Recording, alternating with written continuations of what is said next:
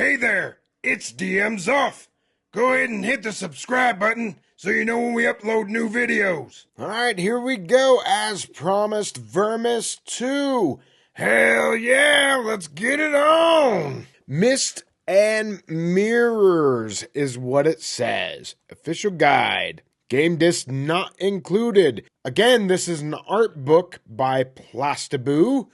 And it is friggin' amazing. I think it might be better than the first one. But you should totally get the first one. We did a review of this last week. And you can see that they're kind of different sizes. This one is a bit heftier. And you can see the difference in size. And though it's more squat, it is more wide. Alright, so since the last one, I've been really interested in this new one. Yeah, well, the first one, there's a link that should be popping up anytime here. And this is amazing. It goes from like character creation, creating a character, all the way to really just, it's just a weird book. Yeah, it is a weird book, isn't it? But that is one of the things that just makes me love it so much. Yeah, me as well. So I'm going to put this off to the side. Vermis 2.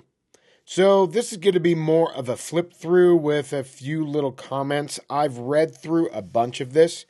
And again, I'm not going to smash this down. I like keeping my books nice and clean.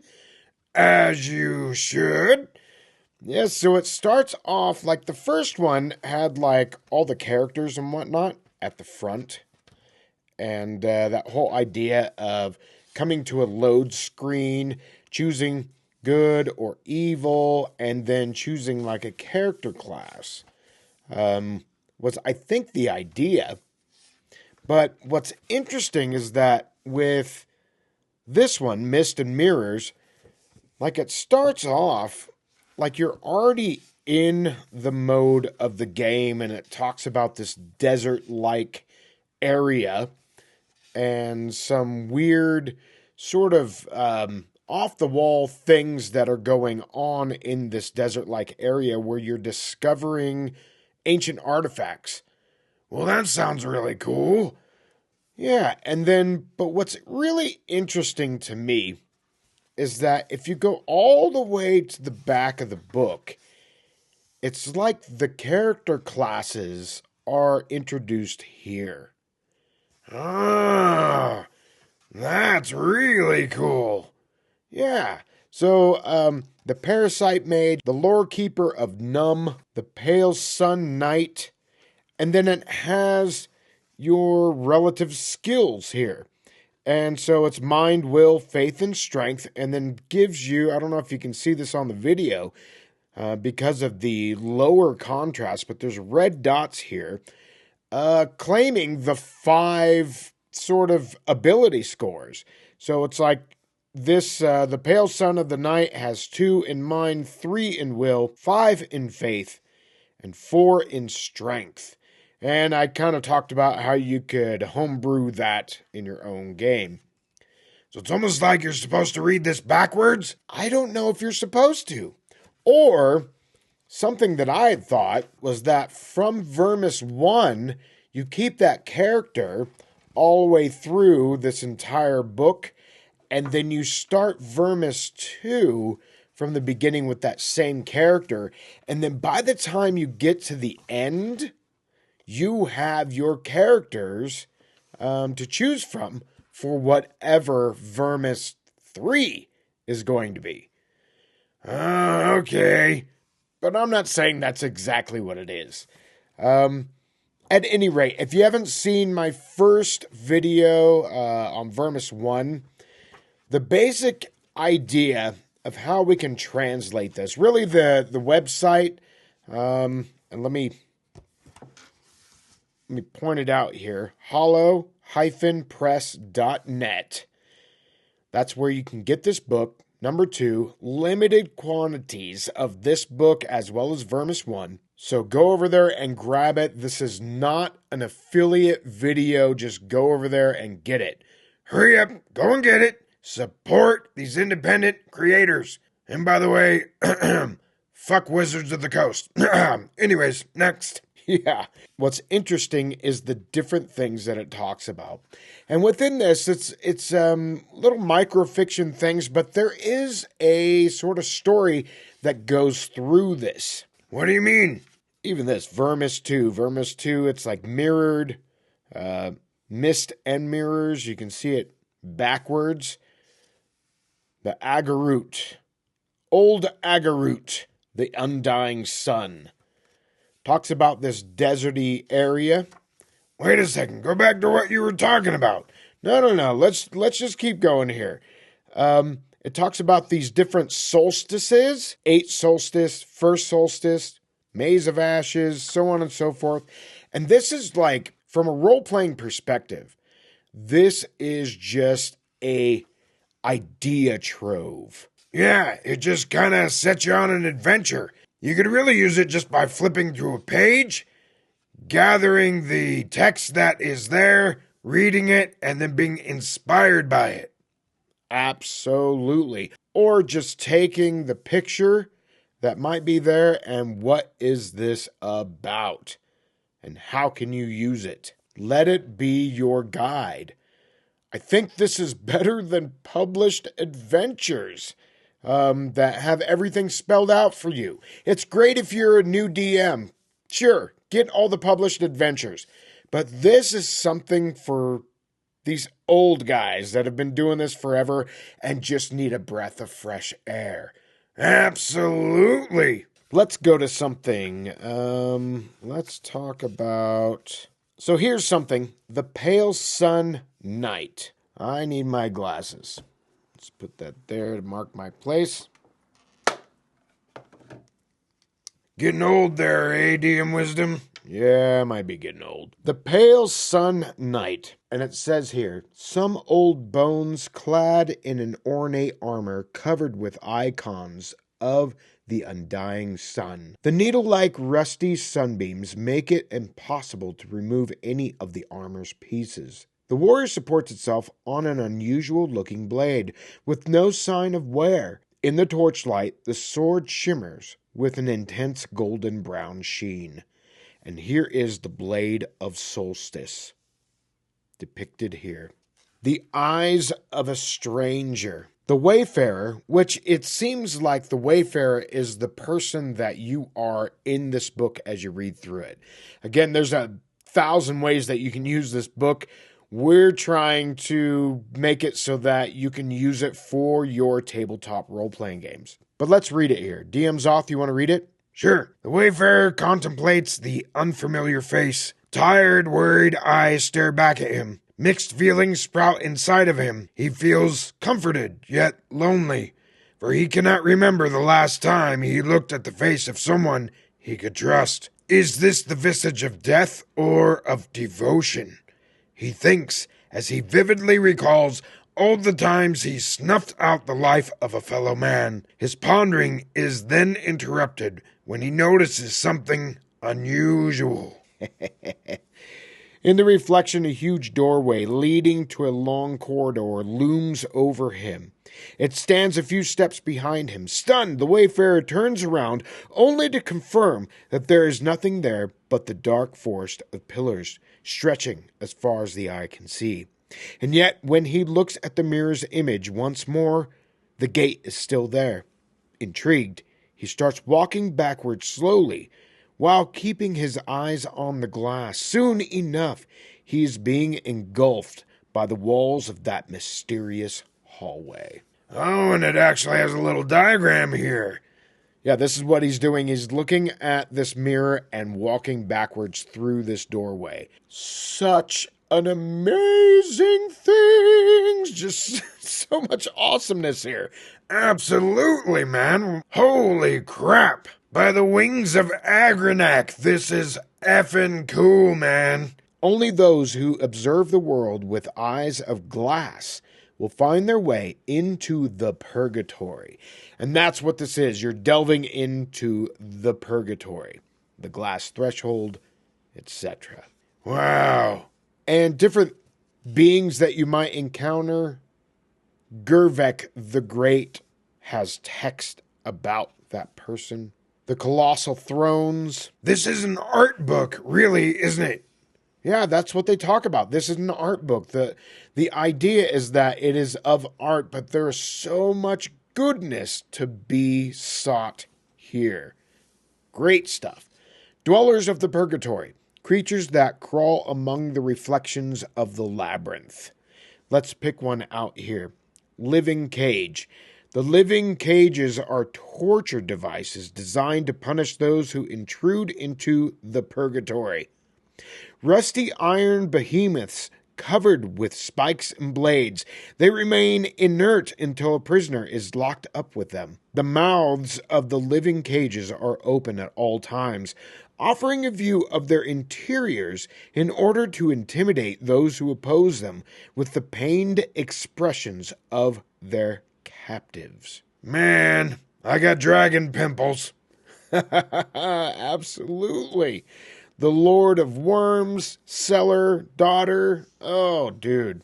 And just the color choice. The color choice here. And the fact that this is all matte finish, not glossy. I love this. Yes, you do, and so do I, man. So do I. The Guardians of the Glass, the Conjoined Witch, the Conjoined Warrior, the Whispering Fountain. Let's read this. The Wayfarer stares at his reflection, examining the details of his helm, trying to find the gaze through the black iron to no avail. Feeling that the mirror's image is distorted, he reaches towards it with his hand once more.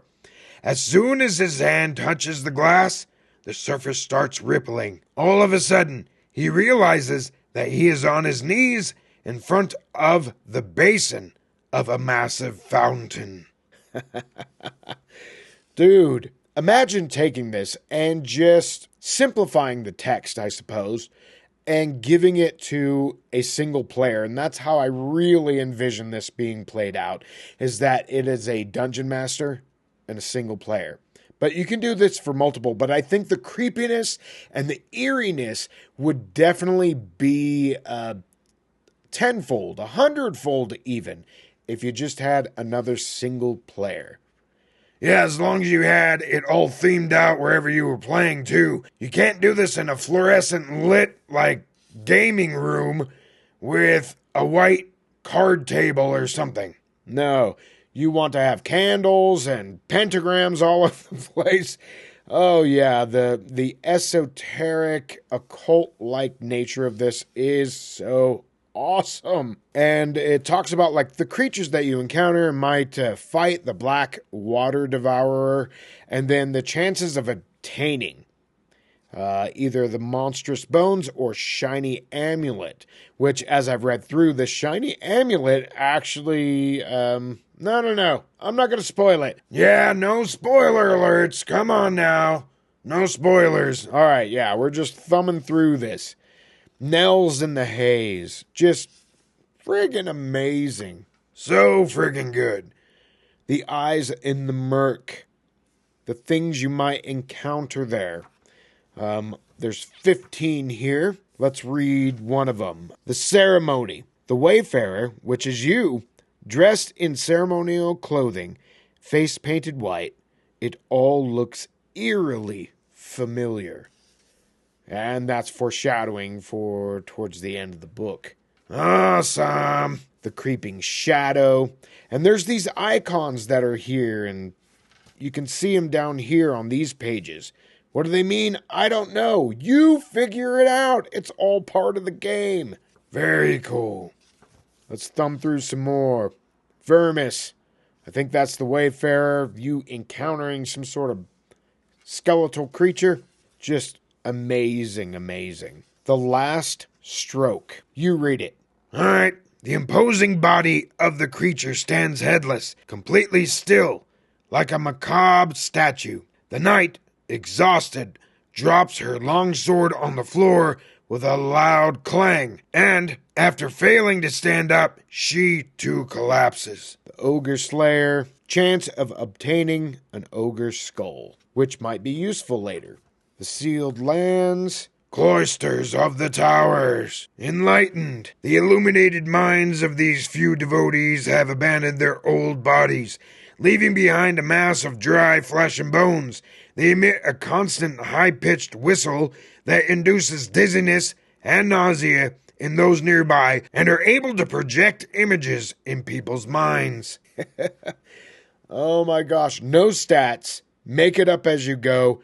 This is my kind of game. Yeah, it's ridiculously awesome. It's like giving you enough to go off of, and then just like as any dungeon master should, you create little encounters, and then you just let the characters tell the story. Yeah, so you can take these things, because they are encounters, and then, as you explain it, let the characters react. Yep. This is my way of doing Dungeons and Dragons for sure. As it is mine. Just going through here. Awesome, awesome stuff. Great artwork. Great artwork throughout. Just think of all the time that Plastiboo spent making all of this artwork and then writing all this stuff. Yeah, I'm not sure if he was the one that wrote it. And again, it's backwards, so all the credits, instead of being at the front, are at the back. Artwork is Plastiboo, and there's the editor, graphic design, graphic supervisor, English translation, and proofreader is ER. But it doesn't say who wrote it, so I'm assuming that Plastiboo wrote this, that the text is actually part of that artwork, because words are art. The Inner Purgatory, the Silver Road. Let's read one more and then we'll flip through the rest. Sounds good. Go for it. The Silver Road. The air is dense and broom hides the floor. Broom means mist or fog, right? Yep. On the walls, hideous statuettes carrying small mirrors keep the darkness at bay with everlasting candles.